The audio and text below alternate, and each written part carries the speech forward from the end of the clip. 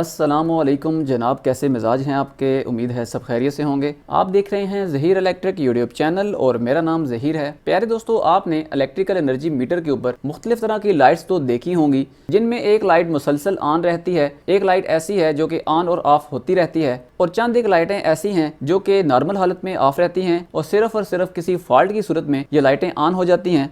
Wiring में ऐसे कौन से फॉल्ट्स होते हैं जिनकी वजह से ये लाइट्स ऑन होती हैं, और इनमें से ऐसी कौन सी दो लाइट्स हैं जो ऑन हो तो हमारे बिजली के बिल के ऊपर भी इसका फ़र्क पड़ता है।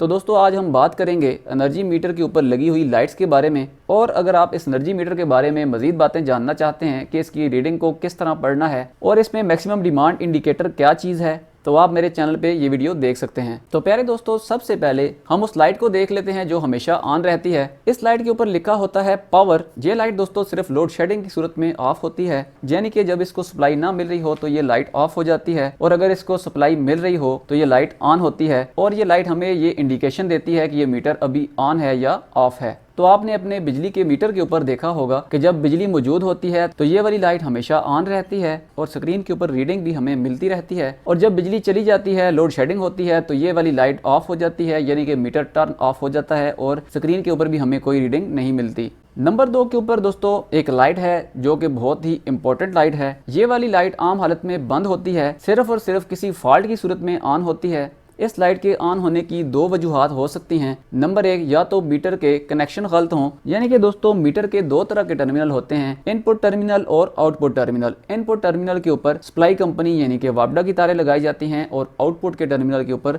लोड लगाया जाता है। अगर लोड वाले टर्मिनल की जगह पे सप्लाई कंपनी की तारें लगा दी जाएं, यानी कि आउटपुट पे वापडा लगा दी जाए, और इनपुट टर्मिनल जहां पे सप्लाई कंपनी की तारें लगानी चाहिए वहां पर लोड लगा दिया जाए, तो उस सूरत में ये रिवर्स लाइट ऑन हो जाती है। नंबर 2 के ऊपर दोस्तों, अगर एनर्जी मीटर के कनेक्शन ठीक हों और फिर भी इसकी रिवर्स वाली लाइट ऑन हो, तो इस कंडीशन में भी दो तरह की सूरत हाल हो सकती हैं। नंबर 1, फर्ज करें 2 मंजिला इमारत है, फर्स्ट फ्लोर के ऊपर एक अलग एनर्जी मीटर है और सेकंड फ्लोर के ऊपर एक अलग एनर्जी मीटर मौजूद है। अगर इस 2 मंजिला इमारत में सेकंड फ्लोर और फर्स्ट फ्लोर की वायरिंग के दरमियान में दोनों एनर्जी मीटर की जो न्यूट्रल की तार है ये कहीं से भी कॉमन होगी, यानी जुड़ी हुई होगी, तो एनर्जी मीटर के ऊपर रिवर्स की लाइट ऑन हो जाएगी। फर्ज करें जब पहले फ्लोर के ऊपर कोई लोड चलाया जाएगा तो उस मीटर के ऊपर जो लोड होगा उसकी जो बैक करंट यानी कि न्यूट्रल के थ्रू जो करंट वापस जाएगी वो करंट सेकंड फ्लोर के एनर्जी मीटर में से भी वापस गुजरेगी। क्योंकि अब सेकंड फ्लोर के एनर्जी मीटर के ऊपर कोई भी लोड मौजूद नहीं है, तो सेकंड फ्लोर का जो मीटर है उसमें से कोई करंट जा नहीं रही, सिर्फ और सिर्फ करंट वापस आ रही है,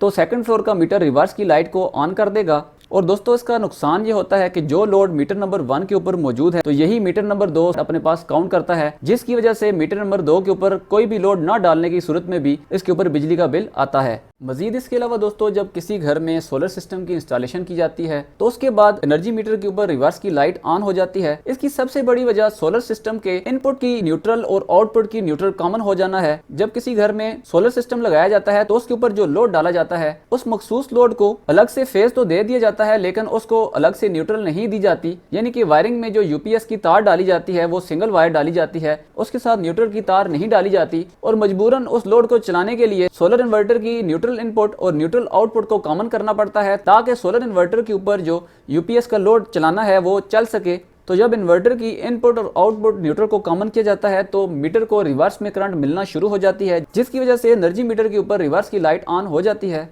तो दोस्तों, इसका सोल्यूशन ये है कि जब भी आप अपने घर पे वायरिंग करवाएं तो यूपीएस के ऊपर जो लोड चलाना है उसके लिए सिर्फ एक वायर का इस्तेमाल ना करें, बल्कि उसके लिए फेज और न्यूट्रल दोनों तारें सप्लाई की तारों के साथ लाजमी डालें ताकि सोलर इन्वर्टर की इनपुट और आउटपुट न्यूट्रल को अलग अलग रखा जा सके। इसके बाद दोस्तों, जो तीसरे नंबर के ऊपर लाइट है इसके ऊपर लिखा है 3200 IMP/kWh, यानी कि 3200 इम्पल्स पर किलोवाट आवर। तो दोस्तों, ये जो लाइट है इसको अक्सर आपने देखा होगा कि ये ऑन और ऑफ होती रहती है, लेकिन हर मीटर में इसके ऑन और ऑफ होने की जो रफ्तार है वो मुख्तलिफ होती है। तो दोस्तों, ये जो लाइट है इसका ताल्लुक मीटर के ऊपर मौजूद लोड से है। जब इस मीटर के ऊपर 1000 वाट एक घंटे के लिए चलाया जाएगा तो उस घंटे के दौरान ये लाइट 3200 मरतबा ब्लिंक करेगी, लेकिन इसी के बिल मुकाबिल दूसरे मीटर के ऊपर 2000 वाट लोड मौजूद है, तो इसी लाइट ने आधे घंटे में 3200 दफा ब्लिंक करना है। तो दोस्तों, यही वो वजह है कि हर मीटर के ऊपर ये लाइट मुख्तलिफ स्पीड से ब्लिंक करती हुई नजर आती है। और इसके अलावा दोस्तों, जब ये लाइट 3200 दफा ब्लिंक करेगी तो 1 यूनिट ड्रॉप होगा, इससे पहले जो एनर्जी मीटर लगाए जाते थे वो एनालॉग एनर्जी मीटर होते थे, जिनमें एक एल्यूमिनियम की डिस्क होती थी और उस एनर्जी मीटर के ऊपर जब कोई लोड चलाया जाता था तो उसमें मौजूद एल्यूमिनियम की डिस्क जब 600 चक्कर कंप्लीट करती थी तो 1 यूनिट ड्रॉप होता था। उसके अलावा चौथे नंबर के ऊपर जो लाइट होती है इसके ऊपर लिखा होता है न्यूट्रल या न्यूट्रल मिसिंग। जब इस एनर्जी मीटर को न्यूट्रल नहीं मिलेगी तो उस वक्त ये न्यूट्रल की लाइट ऑन हो जाएगी। इसके अलावा सबसे आखिर और नंबर 5 के ऊपर जो लाइट है इसके ऊपर अर्थ लिखा होता है। नॉर्मल हालत में दोस्तों ये लाइट ऑफ होती है, लेकिन जैसे कोई फॉल्ट आता है तो ये अर्थ वाली लाइट ऑन हो जाती है। अब दोस्तों वायरिंग में किस तरह का फॉल्ट आ सकता है, तो दोस्तों इस लाइट को समझने से पहले हमें अर्थ की डेफिनेशन को समझना होगा। तो फर्ज करें एक पानी वाली मोटर है जिसकी बॉडी लोहे की है। अगर हम उस लोहे की बॉडी के साथ एक वायर लगा दें और उस वायर के दूसरे सिरे को हम जमीन में दफना दें किसी लोहे की चीज की मदद से, तो दोस्तों इस प्रोसेस को अर्थिंग कहते हैं। अब दोस्तों जब उस मोटर को चलाया जाएगा तो उसके अंदर जो मौजूद वाइंडिंग है वो उस मोटर की बॉडी के साथ शॉर्ट होगी, लिंक करेगी, तो जो करंट मोटर में से गुजर रही है उस मोटर की बॉडी में आ जाएगी और उस वायर के थ्रू जमीन के अंदर चली जाएगी। तो दोस्तों जब ये करंट मोटर के फेज में से लेकर उसकी बॉडी के थ्रू जमीन में जाएगी तो मीटर के ऊपर अर्थ की जो लाइट है वो ऑन हो जाएगी। तो इस लाइट की मदद से हमें पता चल जाएगा कि कहीं पे अर्थ लीकेज हो रही है। तो दोस्तों जब अर्थ लीकेज होगी तो मीटर में से करंट गुजरेगी, तो उस गुजरने वाली करंट को ये मीटर लोड समझकर अपने पास काउंट करेगा, जिसकी सूरत में इजाफी बिजली का बिल आएगा।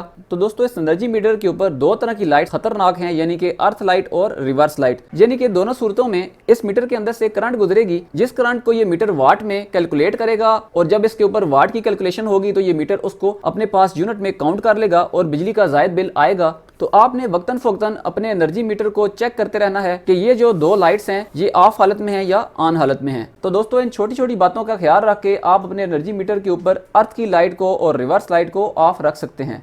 तो दोस्तों ये थी आज की वीडियो, उम्मीद करता हूँ आपको पसंद आई होगी। अगर आप वायरिंग से या इलेक्ट्रिकल से रिलेटेड मजीद बातें जानना चाहते हैं तो मेरे चैनल को सब्सक्राइब कर दें और साथ मौजूद बेल आइकन को क्लिक कर दें ताकि आपको फ्यूचर में भी ऐसी ही इन्फॉर्मेटिव वीडियोस देखने को मिलती रहें। मिलते हैं दोस्तों दोबारा किसी एक और ऐसी इन्फॉर्मेटिव वीडियो के साथ, तब तक रखिएगा अपना बहुत सारा ख्याल। अल्लाह हाफिज।